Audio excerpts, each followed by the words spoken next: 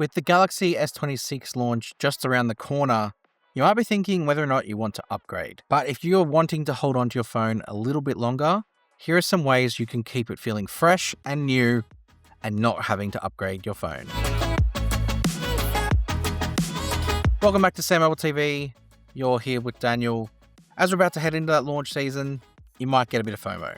You might be missing out on some of the new features or the new hardware, and you might look at your old phone and go, you're slow and old and I don't want you anymore. But there's some ways that you can get your phone performing like new again, and you don't have to go and spend a lot of money to get that new phone feeling. Let me show you some ways using my Galaxy S23 Ultra here. And let's face it, if you have this phone already, you've already got the best Ultra that's ever existed. So the first sort of tip or sort of showcase that I want to help you with is to do with animations and fluidity of the UI. Now there's two things you can do. I'm going to show you a not preferred method and then a preferred method, and you can sort of decide which way you want to go. The not preferred method is using developer options. So if I go into settings, go down to the bottom and go to developer options, down here there will be an option, let's find where they are, to tune animations. So the animation scale, you can kind of control that. So you can go in and make it 0.5, and immediately that is going to kind of make the whole thing feel a little bit snappier and a lot quicker. So you don't actually feel like you're using an old phone, and it affects the entire phone.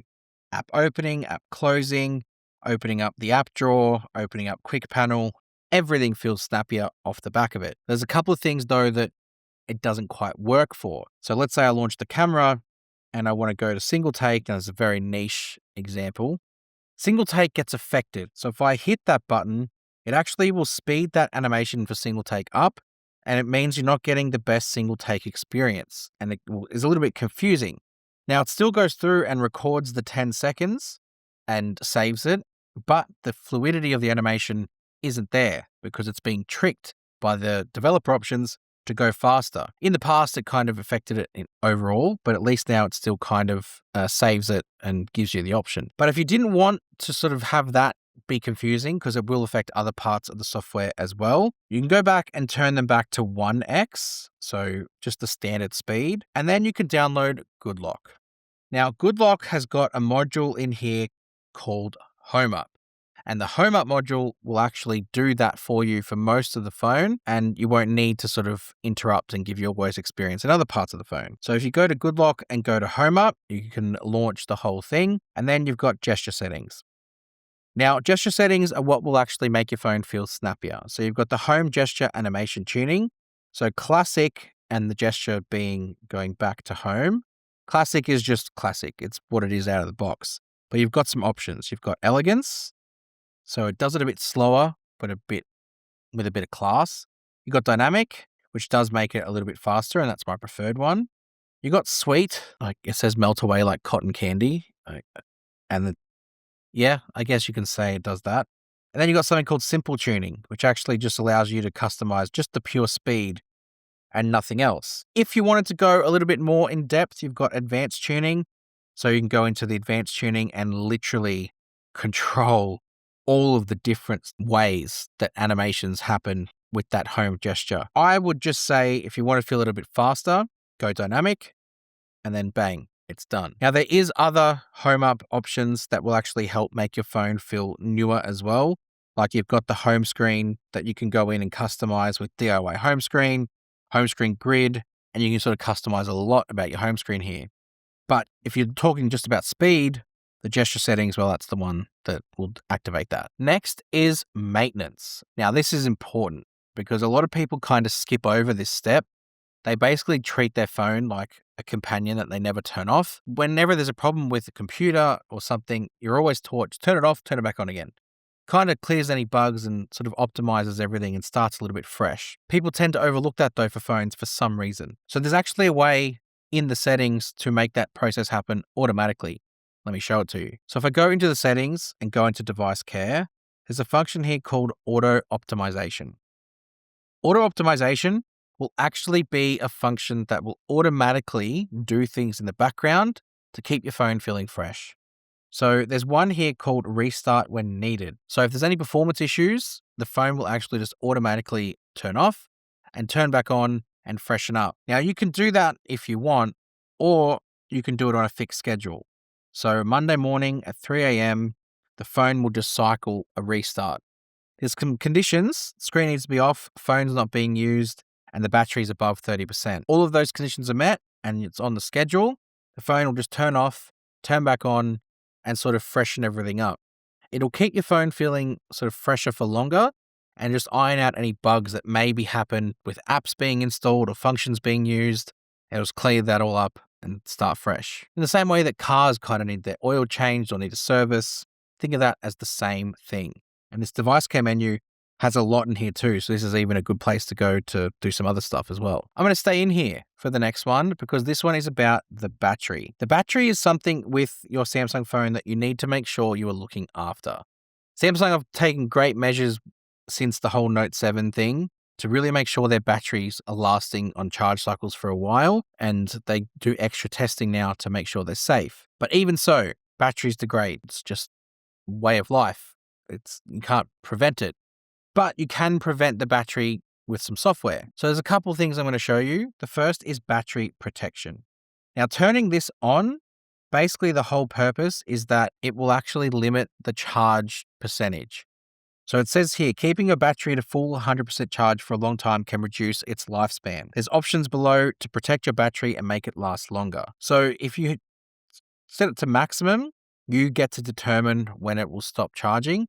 Or if you've got basic, you've got an option here with sleep time protection, where when you're charging it overnight, it'll stop at 80% while you're sleeping and then push it up to 100% just before you're scheduled to wake up. Your phone learns usage patterns and kind of knows what's going to happen. So depending on how you use your phone, or if you want to do this, the option is there to turn on battery protection and keep it at 100% charge, or stop it to charge to 80%, and then the lifespan of the battery will continue. You can hold on to your phone a bit longer this way. The other thing is to do with apps. Apps take up usage in the background. So you could be using an app and maybe don't use it for a while. The app will still kind of tick along in the background and use performance of your phone. So you can go to background usage limits, and you've got some options here. Now, you can put unused apps to sleep automatically, and then that way, if a certain amount of time is met, the app will just get put to sleep and it won't use any resources. And then you've got deep sleeping apps. So these are apps that are completely inactive in the background, don't receive notifications, won't receive updates. And then when you open them, they activate, and then again, the cycle will continue. Now, you can add apps in here manually, or apps will get put in here automatically depending on the conditions that are met. So you can press the plus button here, and you can just add in some apps that you don't think you're going to use on your phone. So if I'm not going to use Chrome, which I won't, I'm not going to use some of these apps like Discounts and Savings or Edge Lighting Plus. I'm not going to use the Files app from Google. I'm not going to use. I can hit add, and then they're going to go into this list and they won't receive updates and won't draw any resources. Again, keeps the phone feeling fresh and keeps it feeling new and light. And the last thing is to do with the visual part of the phone. Because whilst new software breathes new life into a phone, sometimes you might need that little bit more to feel like you're using a different phone. So Samsung's Good Lock app just absolutely comes in here clutch. The app I'm going to share and show you is Theme Park. Theme Park effectively takes every part of your operating system and allows you to customize it. So down the bottom here, you've got an overarching theme, which allows you to start with the wallpaper.